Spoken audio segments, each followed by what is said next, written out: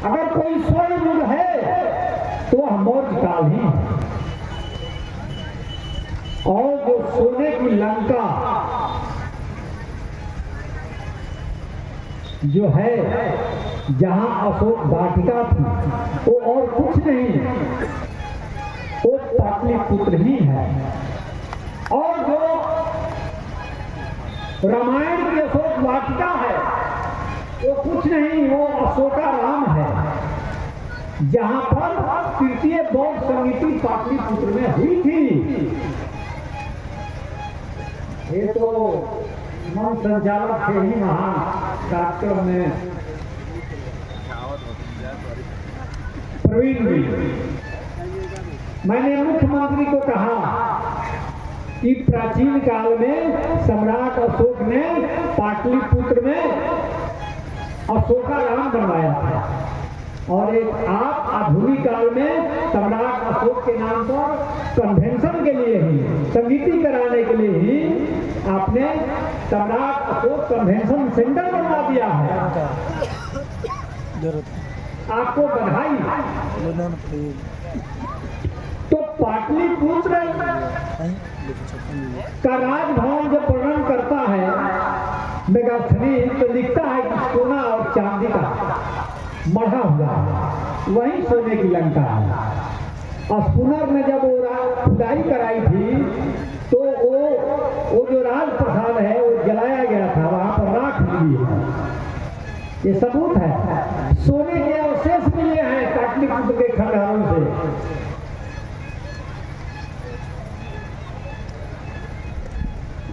तो बहुत सारे इतिहासकार हमारे अशोक का धर्म खोजते हैं कि अशोक का धर्म क्या था। तो बहुत सारे लोग कहते हैं कि हिंदू धर्म था, स्वराज धर्म था।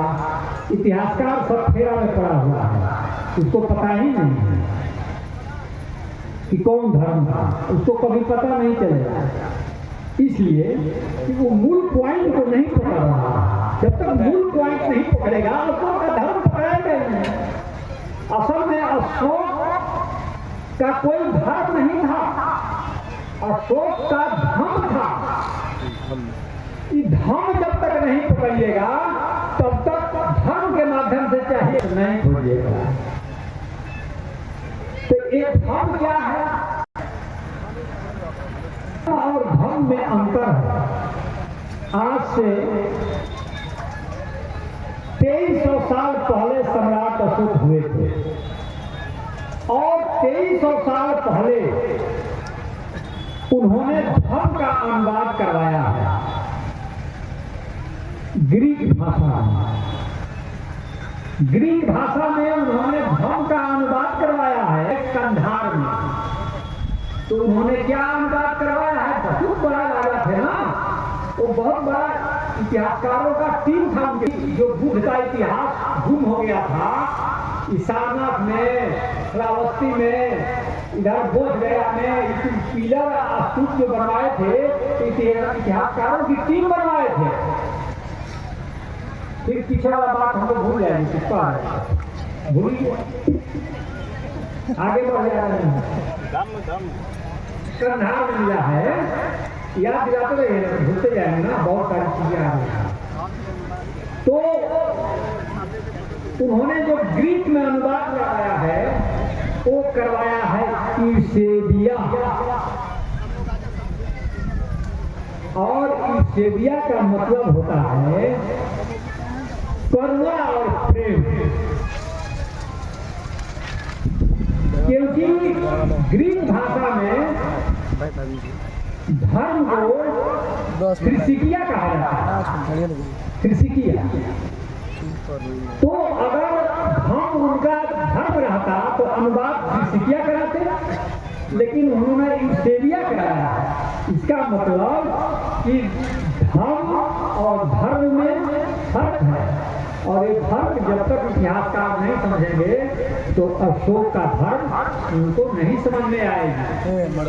जो लोग इतिहासकार कहते हैं मौर्य प्रशासन, प्रशासन का तो इस्तेमाल ही नहीं किया, एडमिनिस्ट्रेशन जिसको अंग्रेजी में कहते हैं, सम्राट अशोक ने प्रशासन शब्द का कहीं इस्तेमाल नहीं किया, अनुशासन, मौज अनुशासन कहिए, प्रशासन नहीं।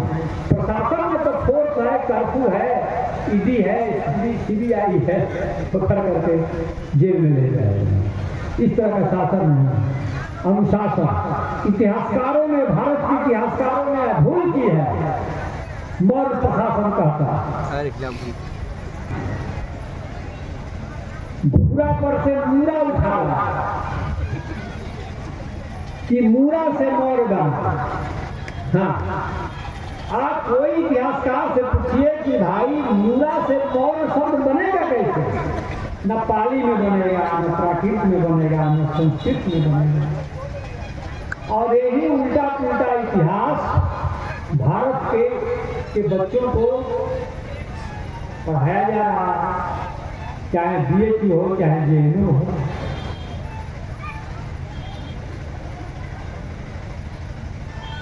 मैं तो यह भी कहता हूं कि कौटिल्य नामक कोई भी व्यक्ति मौर्य काल में नहीं था, और कौटिल्य के अर्थशास्त्र के आधार पर भारत के इतिहासकार मौर्यों का इतिहास लिखना बंद करें, क्योंकि कौटिल्य का जो अर्थशास्त्र है, भाई जी कुछ नहीं है, फिर से पढ़िएगा, तो मनुस्मृति, मनुस्मृति ही है और कुछ नहीं है। और उस आधार पर इतिहासकारों ने मौर्य काल का इतिहास लिखा है। सम्राट अशोक के शिलालेख पर जिस व्यक्ति का नाम लिखा है, उस आदमी का नाम था चप्पड़।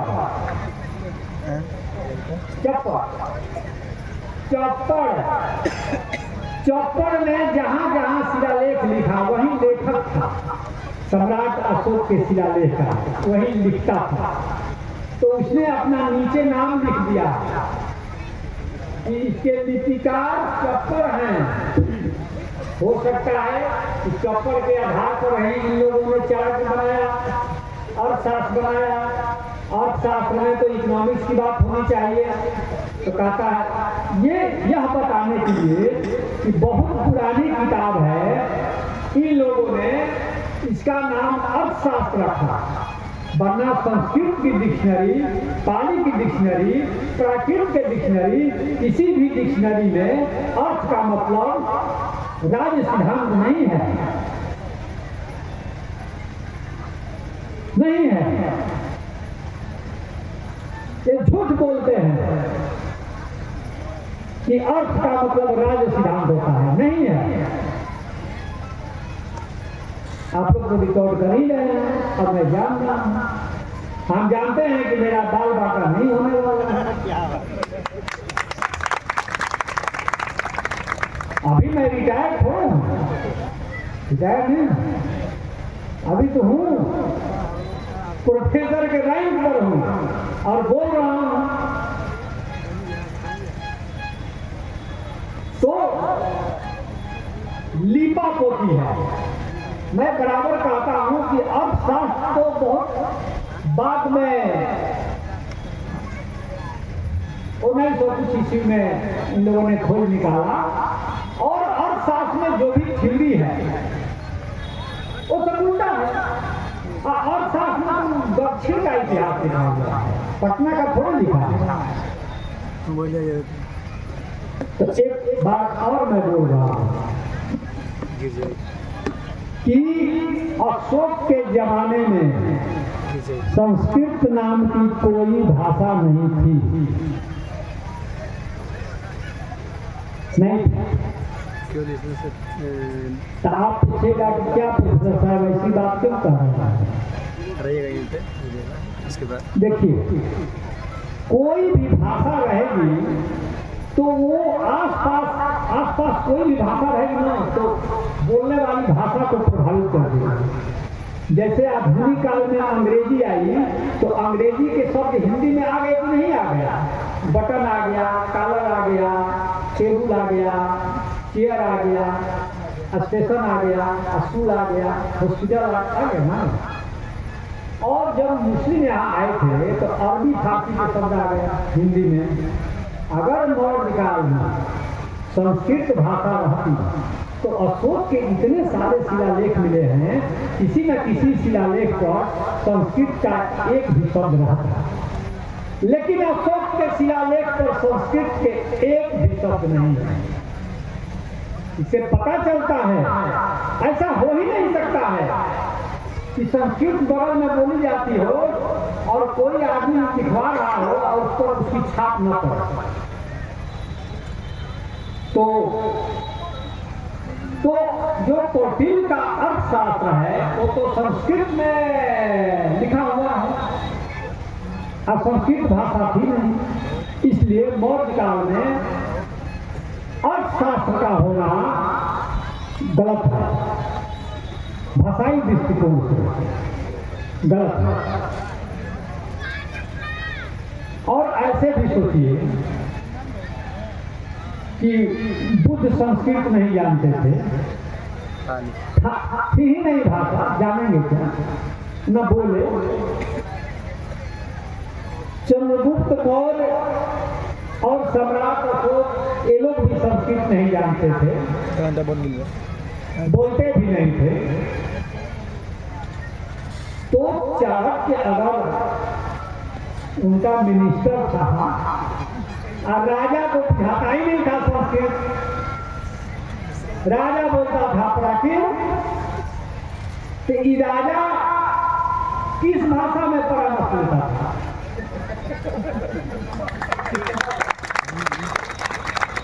मंत्री बोले कुछ कौटिल्य को प्राकृत नहीं आता था, इसलिए कौटिल्य की किताब में प्राकृत का कोई शब्द ही नहीं है, संस्कृत में लिखा है। अशोक को संस्कृत नहीं आती थी, चंद्रगुप्त मौर्य को संस्कृत नहीं आती थी, ये लोग जो भी लिखा है निछट्टा प्योर प्राकृत लिखा है। लेकिन आप कहिएगा कि जो यूनान का आया था मेगास्थनीज, वो तो यूनानी बोलता था, उसकी भाषा कैसे समझते थे चंद्रगुप्त मौर्य? तो इसका प्रमाण है अशोक के राज दरबार में यूनानी भाषा के दुभाषी थे। अभी जो कंधार का शिलालेख बताए कि वो उसमें धम का अनुवाद लिखा हुआ है यूनानी भाषा में, यूसेबिया, तो उस समय दुभाषी थे, लेकिन संस्कृत के दुभाषी नहीं थे, इसलिए कि संस्कृत भाषा नहीं थी।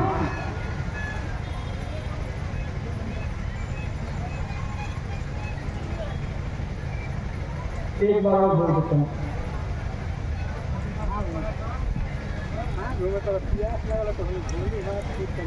और काम कर लेंगे।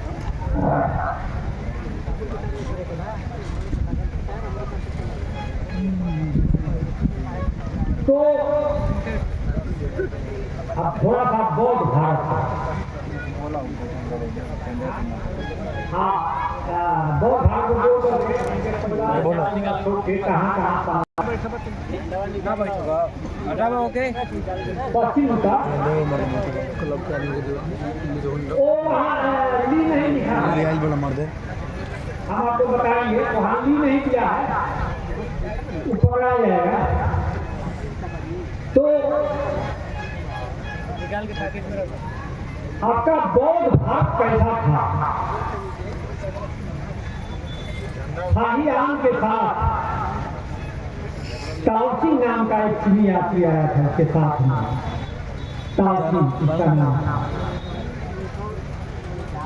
शाहीआन से वो ताओसी कहाँ चीन से आया था कि शाहीआन तुम लौट जाओ देश, मैं अपने देश नहीं जाऊंगा। क्यों? हम कहा कि इतना सुंदर देश कहीं नहीं है, यह बौद्ध भारत है, और इस बौद्ध भारत को छोड़कर मैं अपने वतन अपने देश की नहीं लौट सकता हूं, मैं यहीं मरूंगा, यहीं रहूंगा।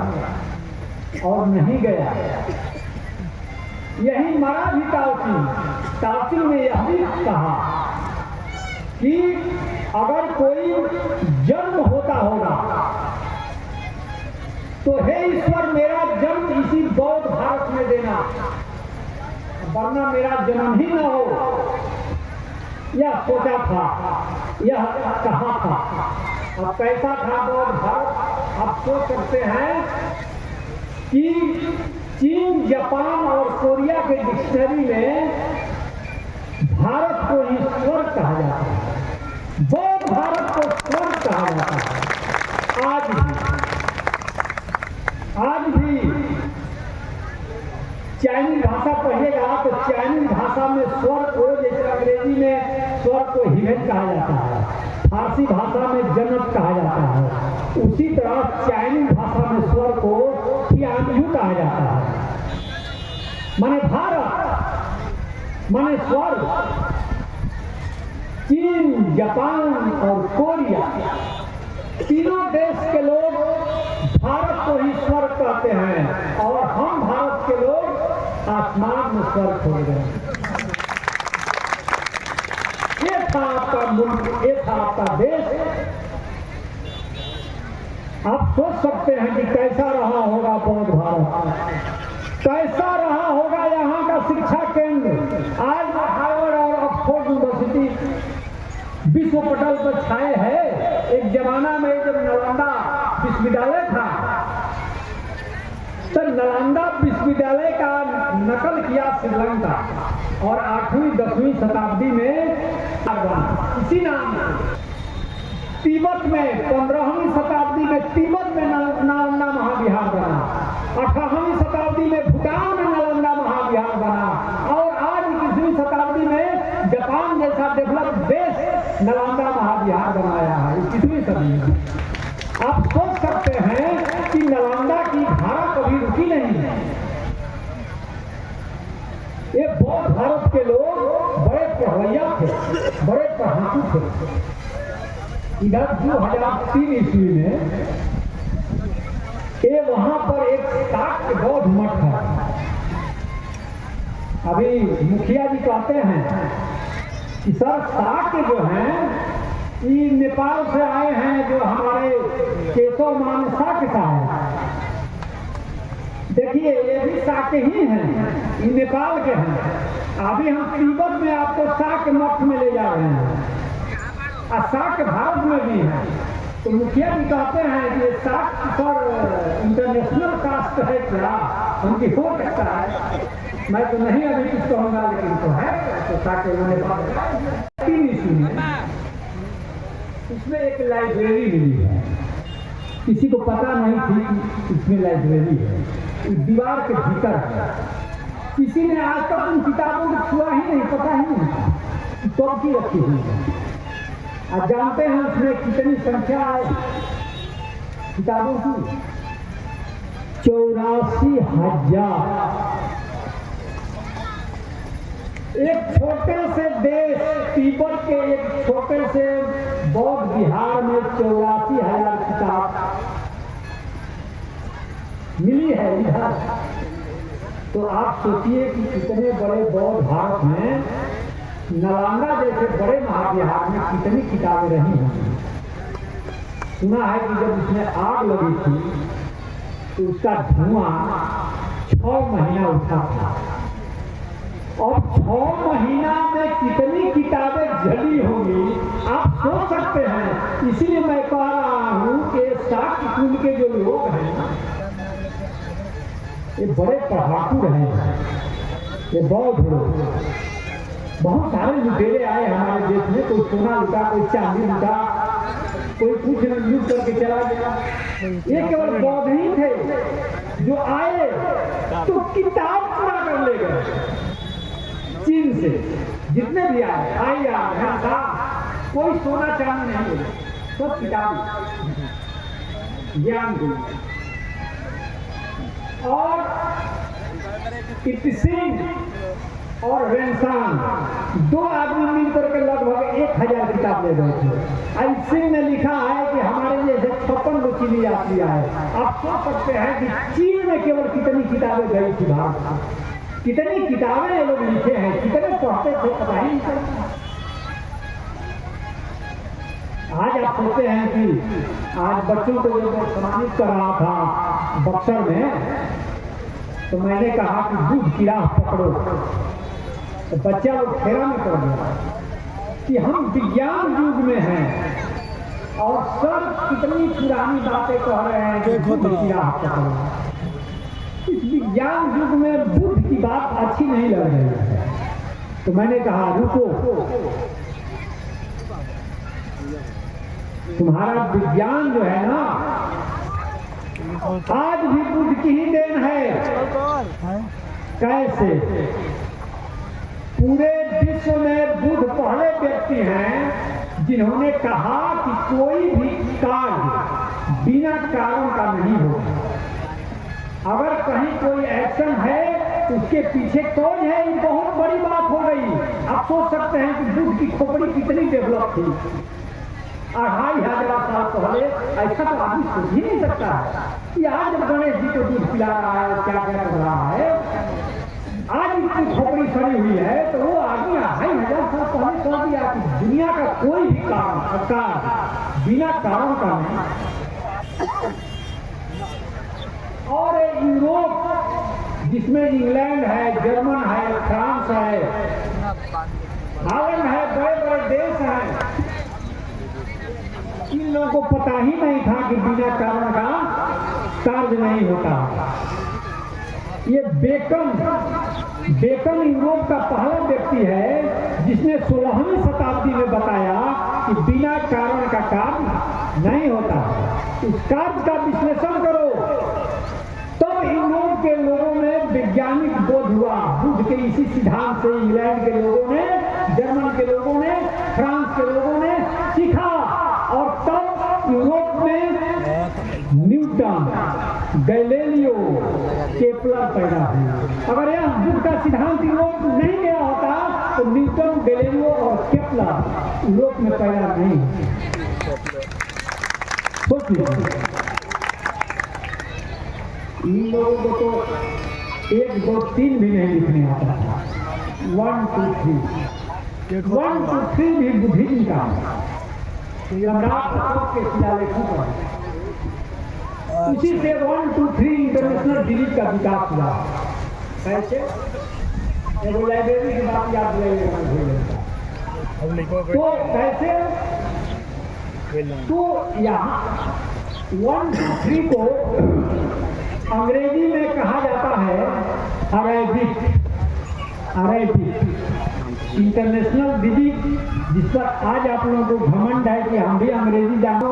क्या बोलते हैं? अरेबिक माने हमने अरबों से लिया, अरब देश से। अरब वाले कहाँ से लिए? क्या कहते हैं 1, 2, 3 को? हिंद सा, हमने हिंद से लिया। ये हिंद आपका है, इसीलिए अशोक के बेटे का नाम महेंद्र नहीं था, 2 नंबर का नाम है, असली नाम महिंद था।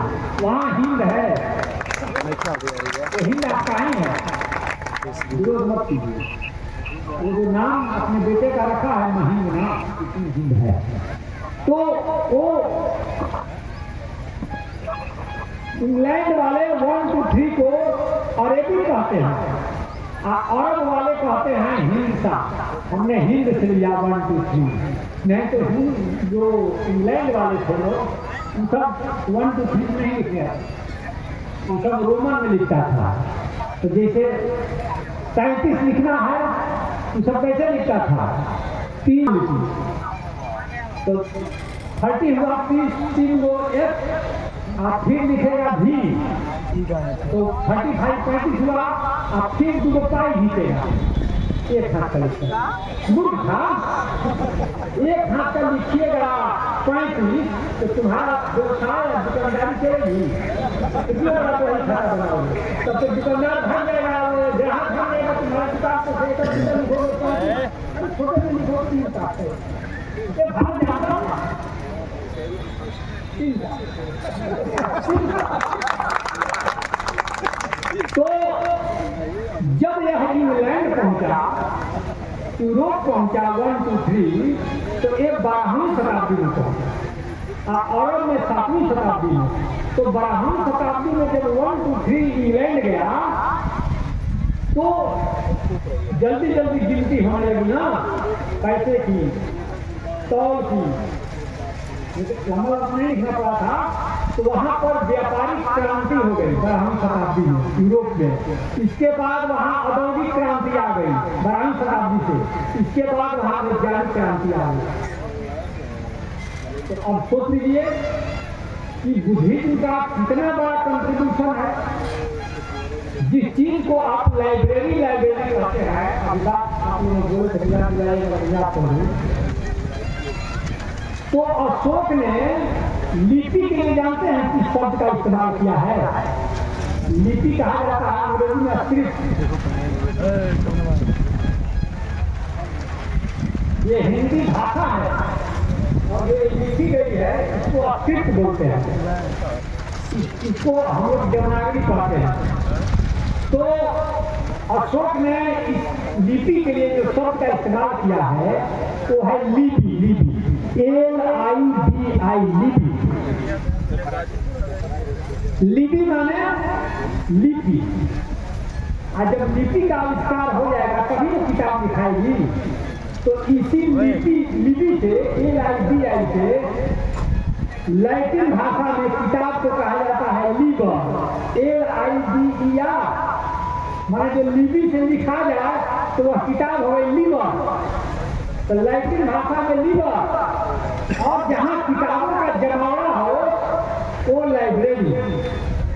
तो सम्राट अशोक से देख लीजिए, सम्राट अशोक के लिपि से सीखा लैटिन वालों ने किताब लिखना लिबर, और इसी से इंग्लैंड वालों ने लाइब्रेरी बनाना सीखी लिपि। पहले लिपि का आविष्कार होगा तब किताब लिखी जाएगी, और जब किताब लिखी जाएगी तब उसका कलेक्शन होगा। तो इतिहास इधर से जा रहा है, सम्राट अशोक की तरफ से जा रहा है इंग्लैंड, न कि इंग्लैंड से इधर आ रहा है। भारत के लोग मूर्ख बने हुए हैं, इतिहासकार मूर्ख बना रहे हैं। क्यों? हम तो कहते हैं कि जो पुलिस शब्द है, पुलिस पुकार ल में हर्ष की मात्रा और दंत स। ये पुलिस शब्द खुद सम्राट अशोक की। आप लोग पढ़ रहे हैं कि अंग्रेजी का है, पुलिस है। मैं तो कह रहा हूँ कि सम्राट अशोक के शिलालेख पर पहली बार हम लोगों को पुलिस शब्द मिलता है। ठीक इसी रूप में जरा सा ग्रंथ मात्र भी फर्क नहीं। पुलिस सीधे लिखा है अभिलेख पर। मतलब क्या होता था? राज्य के कर्मचारी अशोक के जमाने में। अब एक बहुत बड़ी बात दिमाग में आई, उधर से निकल गई, याद आएगी नहीं आएगी।